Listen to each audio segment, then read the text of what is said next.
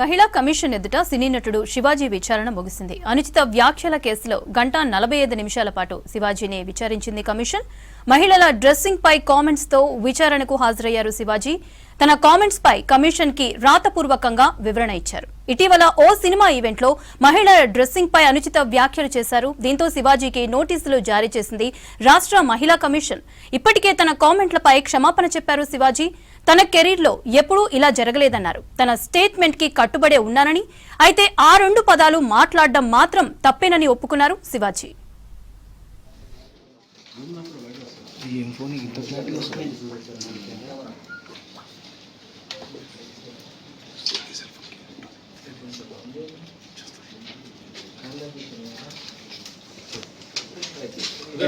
commission బయట